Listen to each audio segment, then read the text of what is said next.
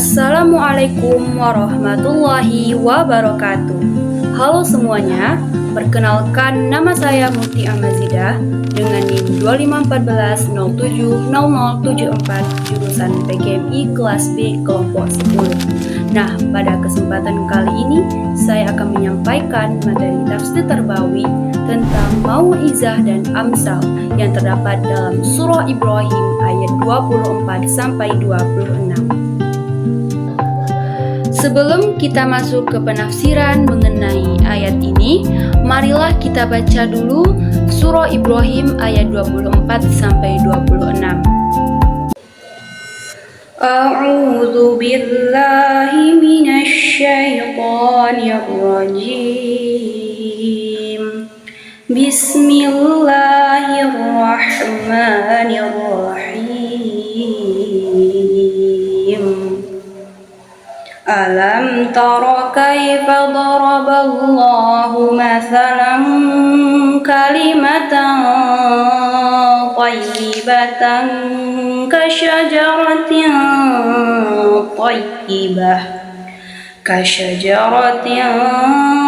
thayyibatin asluha thabitun wa far'uha fis sama'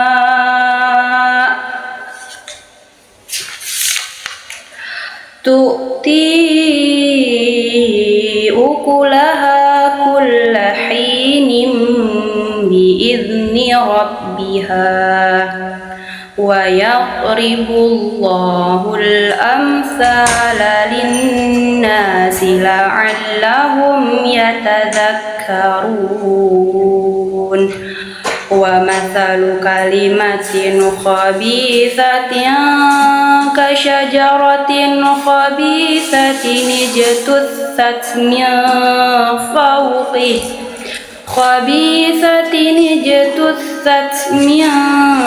fawqil ardi ma laha min qarir. Shadaqallahul azim. Yang artinya, tidakkah kamu memperhatikan bagaimana Allah telah membuat perumpamaan kalimat yang baik, seperti pohon yang baik, akarnya kuat dan cabangnya menjulang ke langit. Pohon itu menghasilkan buahnya pada setiap waktu dengan seizin Tuhannya, dan Allah membuat perumpamaan itu untuk manusia agar mereka selalu ingat.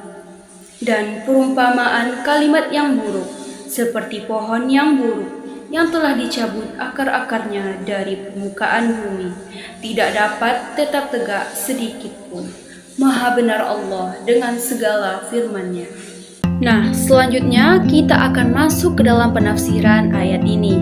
Yang pertama yaitu penafsiran ayat 24. Nah, di sini Allah Subhanahu wa taala mengajak manusia untuk memperhatikan perumpamaan kalimat yang baik yang diumpamakan seperti pohon yang baik.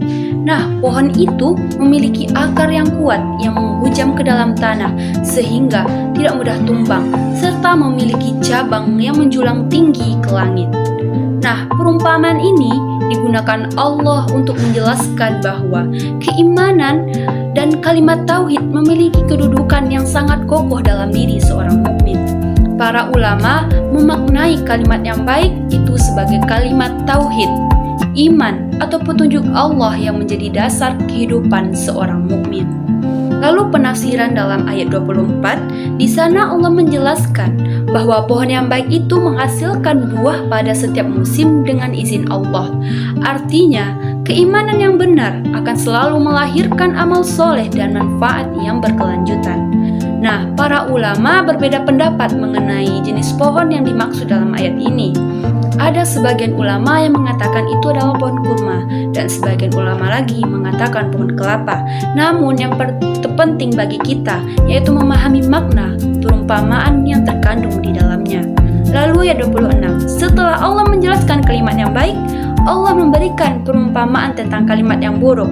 Diibaratkan seperti pohon yang buruk yang tercabut dari permukaan bumi sehingga tidak memiliki akar kuat dan tidak dapat berdiri tegak. Nah, perumpamaan ini menggambarkan keyakinan orang kafir yang tidak memiliki landasan kebenaran, mudah runtuh, dan tidak mampu bertahan menghadapi ujian kehidupan. Lalu kita masuk ke analisis tarbawinya.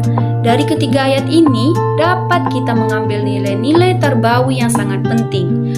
Nah, yang pertama dari ayat 24, ada dua nilai tarbawi utama, yaitu pendidikan akidah. Nah, ayat ini mengajarkan pentingnya menanamkan akidah yang kuat sebagai pondasi kehidupan seorang muslim. Iman yang kokoh akan membentuk karakter yang kuat dan tidak mudah goyah. Lalu yang kedua, metode amsal atau perumpamaan. Nah, Allah menggunakan perumpamaan pohon yang baik untuk memudahkan pemahaman tentang makna keimanan seorang muslim. Nah, metode ini sangat efektif jika kita gunakan dalam pembelajaran karena membantu peserta didik memahami konsep yang abstrak menjadi konkret. Lalu di ayat 26 pendidikan amal soleh 25. Nah, di sini menggambarkan bahwa seorang muslim harus senantiasa menghasilkan kebaikan dan manfaat bagi orang lain. Nah, selain itu juga ada metode mau'izah atau nasihat. Nah, ayat ini berisi nasihat agar manusia terus mengamalkan keimanan dalam bentuk amal soleh dan akhlak yang baik, serta pendidikan karakter. Nah, peserta didik perlu diarahkan menjadi pribadi yang bermanfaat, produktif, dan memberikan kontribusi positif. Lalu, di ayat 26, nilai tarbawi yang dapat kita petik adalah pendidikan akidah dan moral, bahwa kehidupan itu harus dibangun di atas dasar keimanan dan nilai-nilai yang benar, agar tidak mudah terpengaruh oleh keburukan. Nah, sebagai penutup, dari surah Ibrahim ayat 25 sampai 26 ini kita dapat menarik kesimpulan bahwa mengajarkan keimanan yang kuat itu diibaratkan seperti pohon yang baik, kokoh dan bermanfaat. Sedangkan keyakinan yang salah diibaratkan seperti pohon yang buruk, mudah runtuh. Nah, dari sisi tarbawi, ayat-ayat ini juga menekankan pentingnya pendidikan akidah, pembentukan karakter, serta penggunaan metode amsal dan mau'izah untuk membentuk pribadi yang beriman, berakhlak, mulia, dan bermanfaat bagi sesama. Nah, demikianlah materi yang dapat saya sampaikan pada kesempatan kali ini. Kalau ada salah kata, saya mohon maaf. Saya sudahi dengan wassalamualaikum warahmatullahi wabarakatuh.